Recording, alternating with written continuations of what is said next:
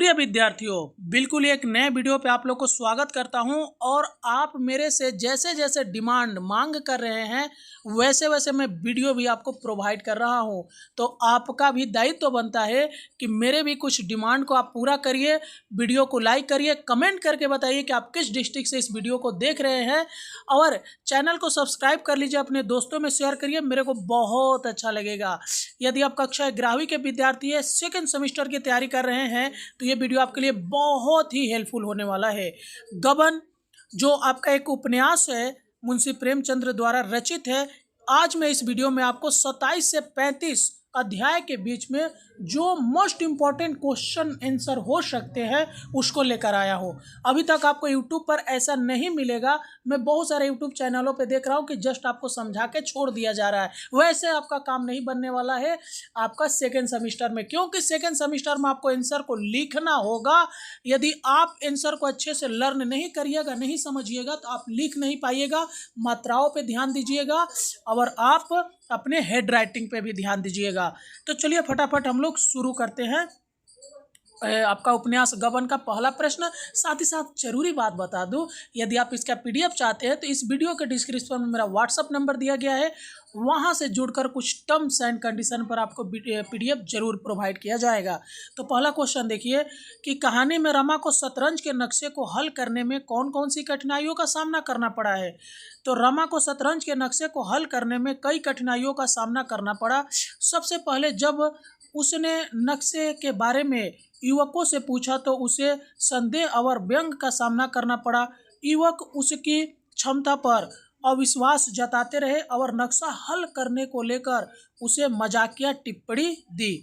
इसके बाद रमा को वह नक्शा कहीं पहले देखा हुआ याद तो आ रहा था, लेकिन उसे यह याद करने में समय लगा कि उसने इसे कहाँ देखा था। जब अंततः उसे याद आ गया कि राजा साहब ने पहले भी उसे यही नक्शा हल करने के लिए दिया था, तब जाकर उसे नक्शा हल करने की प्रक्रिया समझ आई और उसने उसे हल कर दिया।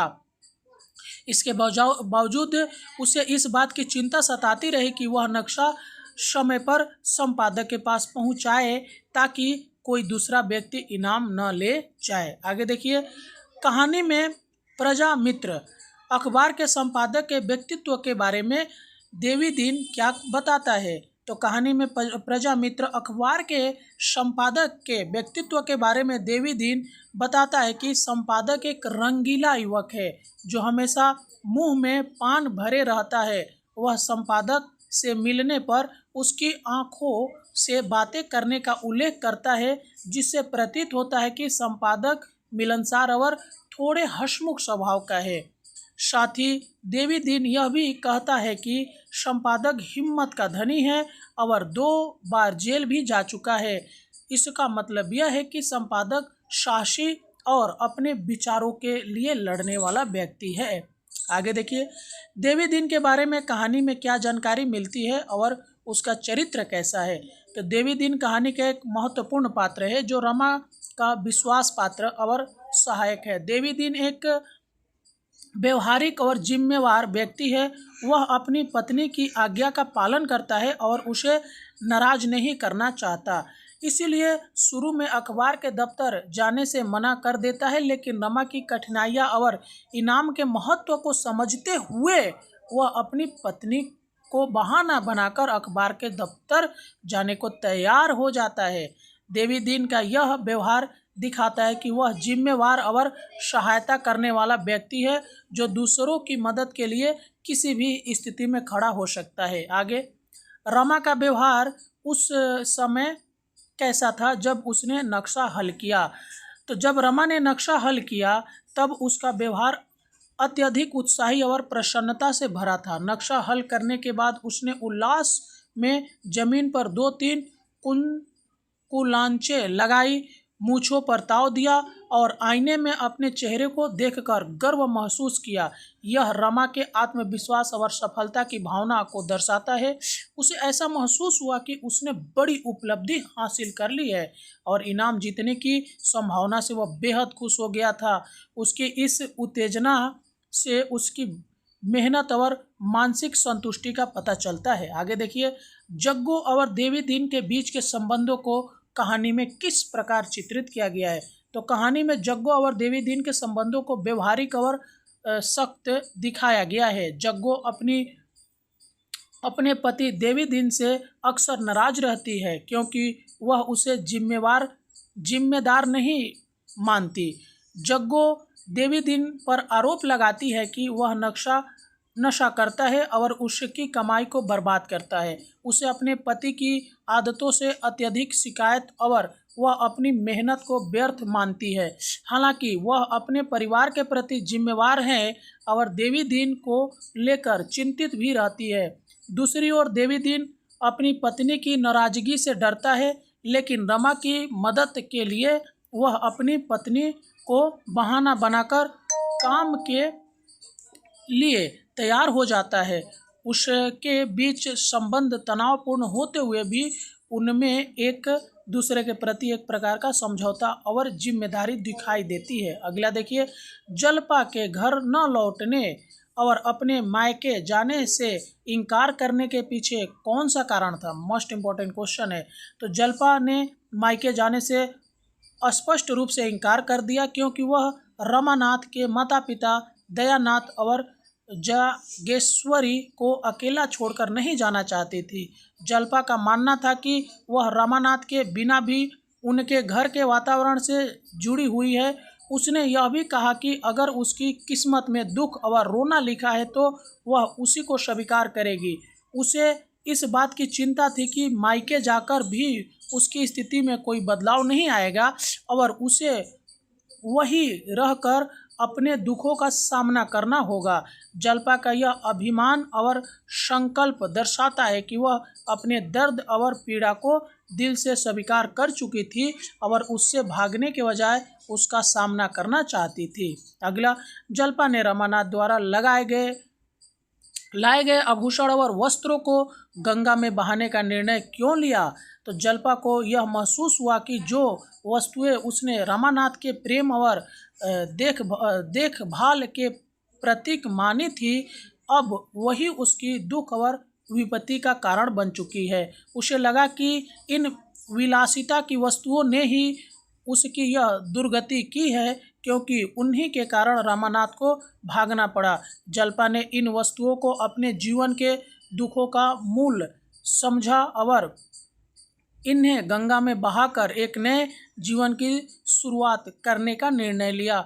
उसके लिए यह वस्त्र और आभूषण अब किसी प्रेम की स्मृति नहीं बल्कि विपत्ति का प्रतीक बन चुके थे। आगे देखिए कि जल्पा और रतन के बीच क्या संवाद हुआ जब रतन ने जल्पा को गंगा में आभूषण और वस्त्र बहाने से रोका। तो रतन ने जल्पा को यह कहकर रोकने का प्रयास किया कि ये आभूषण और वस्त्र रमानाथ के प्रेम की निशानी है, जिन्हें गंगा में बहाना उनके प्रेम का अनादर होगा। रतन ने बताया कि रमानाथ ने उन्हें कितनी उमंग से लाया होगा और जल्पा के अंगों पर उनकी शोभा देखकर कितने प्रसन्न हुए होंगे। हालांकि जल्पा ने इस तर्क को नकारते हुए कहा कि इन वस्त्रों और आभूषणों ने उसकी यह दुर्दशा की है और जब तक ये उसकी आंखों से दूर नहीं होंगे उसका चित्त शांत नहीं होगा। जल्पा ने इन्हें अपनी विपत्ति की गठरी कहा, न कि प्रेम की स्मृति। अगला, जल्पा व रतन के संवाद में स्त्री पुरुष के बीच पारदर्शिता का क्या महत्व है और जल्पा इस पर क्या विचार रखती है। देखिए किस तरह के ये प्रश्न है, कैसे घुमाया गया है। तो जल्पा का मानना था कि जो पुरुष अपनी पत्नी से कोई बात छिपाता है वह उससे सच्चा प्रेम नहीं करता। उसने कहा कि अगर वह रमानाथ की जगह होती तो सारी बातें साफ साफ बता देती और उनके साथ मिलकर ही किसी निर्णय पर पहुंचती। जल्पा को यह लगता था कि एक पति पत्नी के बीच किसी भी प्रकार का दुराव या छिपाव नहीं होना चाहिए। हालांकि रतन ने इस बात पर जल्पा को चुनौती दी और कहा कि जब जल्पा स्वयं अपने मन में छिपाव रखती है तो वह रमानाथ से कैसे उम्मीद कर सकती है कि वह उसके साथ कोई पर्दा न रखे। अगला, जल्पा के चरित्र की विशेषताएं क्या है जो उसे एक मजबूत और आत्मनिर्भर स्त्री के रूप में प्रस्तुत करती है। तो जल्पा एक साहसी, आत्मनिर्भर और दृढ़ संकल्प वाली स्त्री है। वह अपने पति रमानाथ के गायब हो जाने के बावजूद अपने कर्तव्यों और जिम्मेदारियों से पीछे नहीं हटती। जल्पा ने मायके जाने के प्रस्ताव को ठुकरा कर अपनी दृढ़ इच्छा शक्ति का परिचय दिया। वह अपनी परिस्थितियों का सामना करना चाहती थी और उन दुखों से भागना नहीं चाहती थी। इसके अलावा जब उसने रामानाथ के लाए गए आभूषणों और वस्त्रों को गंगा में बहाने का निर्णय लिया तो यह उसके आत्म साक्षात्कार और नए जीवन की शुरुआत करने की प्रतीकात्मकता को दर्शाता है। दरोगा के चरित्र का वर्णन कीजिए, ये देख लीजिए। तो इस कहानी के दरोगा एक समझदार और व्यवहारिक व्यक्ति है जिनकी सोच अपराधियों को पकड़ने और उनके मामले सुलझाने पर केंद्रित है। वे गोरे, शौकीन और कोमल स्वभाव वाले दिखाए गए हैं, परंतु जब कानून की बात आती है तो वह कठोर हो जाते हैं। उन्होंने देवी दीन को 500 रुपये का इनाम पाने के लिए 50 गिन्नियाँ लाने की धमकी दी, जो उनके व्यवहारिक और अवसरवादी स्वभाव को दर्शाता है। हालांकि अंत में दरोगा ने रमा के प्रति कुछ सहानुभूति भी दिखाई जब उन्होंने उसे एक रास्ता सुझाया जिससे वह अपने ऊपर से आपदा को टाल सके। यह स्पष्ट करता है कि दरोगा सिर्फ अपने कर्तव्यों के पालन में ही नहीं बल्कि अपराधियों को सही दिशा में भी ले जाने की कोशिश करते हैं। आगे, इंस्पेक्टर और डिप्टी सुपरिटेंडेंट के विचारों में क्या भिन्नता थी?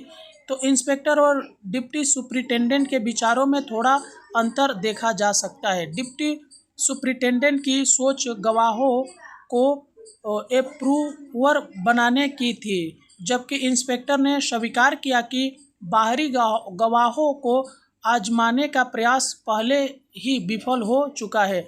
डिप्टी का ध्यान ज़्यादा व्यवहारिक और कठोर कदम उठाने की ओर था, जैसे मारवाड़ी के पिता को धमकाना ताकि वह टूट जाए। दूसरी ओर इंस्पेक्टर ने यह महसूस किया कि आरोपी एक मजबूत गठबंधन में है और उन्हें तोड़ना कठिन होगा। यह संवाद उनके व्यक्तित्व में दृढ़ संकल्प और विवेकशीलता का संकेत देता है। आगे, रमानाथ की गिरफ्तारी के बारे में क्या जानकारी दी गई है और वह अपनी कहानी कैसे प्रस्तुत करता है?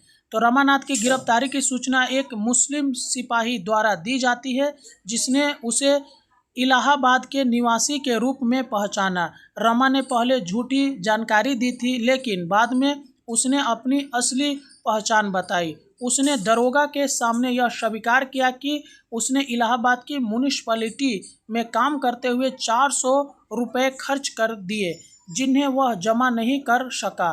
शर्मिंदगी के कारण उसने अपने घर वालों से यह बात छिपाई और भाग कर यहाँ आ गया। रमा अपनी स्थिति को ईमानदारी से बताने की कोशिश करता है, हालांकि दरोगा उसकी कहानी पर संदेह व्यक्त करता है। रमा अपने आप को निर्दोष साबित करने की चेष्टा करता है, लेकिन दरोगा उसे लेकर शंका व्यक्त करता है। आगे, देवी दीन और रामानाथ के बीच के संबंध को इस प्रसंग में कैसे चित्रित किया गया है? तो देवी दीन और रमानाथ के संबंध में एक गहरी ममता और सहानुभूति दिखाई गई है। देवी दीन रमानाथ के प्रति एक अभिभावक की तरह चिंता दिखाता है। जब रमा गिरफ्तार किया जाता है तो देवी दीन तुरंत दरोगा के पास पहुंचकर उसे छुड़ाने की कोशिश करता है। वह 5 गिन्नियाँ भी दरोगा के रिश्वत के रूप में देने की कोशिश करता है ताकि रमा को बचा सके। रमा भी देवी दीन की इस ममता से भावुक हो जाता है और उसे यह कहता है कि अब उसकी मदद की ज़रूरत नहीं है। यह संबंध एक गहरी आत्मीयता और पारिवारिक संबंध का प्रतीक है, जहां देवी दीन रमा के लिए कुछ भी करने को तैयार है। दरोगा ने रमानाथ को कैसे प्रलोभन की कोशिश की और रमा की प्रतिक्रिया क्या थी? तो दरोगा ने रमानाथ को एक प्रलोभन दिया कि अगर वह एक मुकदमे में गवाही देगा तो वह म्यूनिसिपैलिटी के पंजे से छूट जाएगा और शायद उसे सरकार की ओर से मदद भी मिलेगी। दरोगा ने यह भी कहा कि यदि रमा गवाही नहीं देता तो उसे 5 साल से कम की सज़ा नहीं होगी। इसके विपरीत रमा ने इस प्रस्ताव को एक झूठी शहादत मानते हुए अस्वीकार कर दिया। वह अपराधियों के खिलाफ झूठ बोलने के लिए तैयार नहीं था, क्योंकि उसे लगता था कि यह नैतिक रूप से गलत होगा। हालांकि दरोगा ने उसे समझाने की कोशिश की कि वह बेगुनाहों को नहीं फंसाएगा, परंतु रमा ने इसे एक चाल मानते हुए इस प्रस्ताव को ठुकरा दिया। जल्पा के रुदन का विशेष महत्व क्या था और इसे उसने किस परिस्थितियों में अनुभव किया था? तो जल्पा के रुदन का विशेष महत्व उसकी आत्मिक संवेदनाओं से जुड़ा है। रुदन के पीछे केवल दुख नहीं बल्कि आनंद की भी एक गहराई छिपी होती है। इस प्रकार के रुदन में उल्लास और संतोष भी होता है, जो किसी व्यक्ति को जीवन के गहरे अनुभवों से जोड़ता है। जल्पा ने रुदन तब किया जब उसे प्रजामित्र कार्यालय का पत्र मिला, जिसमें रमा के हस्ताक्षर थे। इस पत्र के माध्यम से उसे रमा के कलकत्ता में होने वाला पता चला। जल्पा इस अनपेक्षित सूचना से भावुक हो गई, जो उसके मन में मिली जुली भावनाओं को जन्म देती है। एक तरफ उसकी अपनी व्यथा और दूसरी तरफ एक दुख अनुभव। यह अनुभव उसे मानसिक शांति और एक नई ऊर्जा प्रदान करती है। आगे जल्पा के जीवन में रमा के प्रति कठोरता क्यों उत्पन्न हो गई और इसका क्या प्रभाव पड़ा? तो जल्पा के मन में रमा के प्रति कठोरता तब उत्पन्न हुई जब उसे रमा का कलकत्ता में होने का पता चला और यह एहसास हुआ कि रमा ने 6 महीने से उसके बारे में कोई चिंता नहीं दिखाई। उसने न तो कोई पत्र लिखा और न ही किसी प्रकार की खबर दी। इस उपेक्षा के कारण जल्पा के मन में यह धारणा बैठ गई कि रमा को उसकी परवाह नहीं है। इस विचार ने उसे मानसिक रूप से कठोर बना दिया और उसके मन में रमा के प्रति शिकवे उत्पन्न होने लगे। इससे पहले जल्पा सारा दोष खुद पर डालती थी, लेकिन अब रमा की अपेक्षा उसे उसका दृष्टिकोण बदल गया और उसके दिल में आक्रोश ने जन्म लिया। यह आक्रोश उसे आगे की कार्रवाई के लिए मानसिक रूप से मजबूत किया। आगे मुंशी जी और रमेश बाबू के बीच बातचीत का क्या संदर्भ था और मुंशी जी की स्थिति क्या थी? तो मुंशी जी और रमेश बाबू के बीच बातचीत उस समय हुई जब मुंशी जी बीमार थे और उनकी स्थिति बेहद दयनीय थी। मुंशी जी ने रमेश बाबू को अपनी बीमारी, परिवार की उपेक्षा और अपनी आर्थिक कठिनाइयों के बारे में बताया। उन्होंने बताया कि उनके बच्चे आवारा है और उनकी पत्नी उनकी बीमारी से डरती है, जबकि बहू ने उनकी जान बचाई। इस बीच मुंशी जी को छुट्टी के लिए दरख्वास्त भेजनी पड़ी थी, लेकिन सिविल सर्जन ने उनसे बिना फीस लिए सर्टिफिकेट नहीं दिया। इस स्थिति में मुंशी जी को आर्थिक और मानसिक रूप से कमज़ोर बना दिया। रमेश बाबू ने उनकी कठिनाइयों को समझते हुए चिंता जताई और संवेदना प्रकट की। आगे रतन और जल्पा के बीच हुई बातचीत में कलकत्ता जाने की योजना का क्या महत्व था? तो रतन और जल्पा के बीच हुई बातचीत में कलकत्ता जाने की योजना का प्रमुख उद्देश्य रमा को वापस लाने का था। जल्पा ने प्रजामित्र कार्यालय से रमा का पता चलने के बाद कलकत्ता जाने का निर्णय लिया।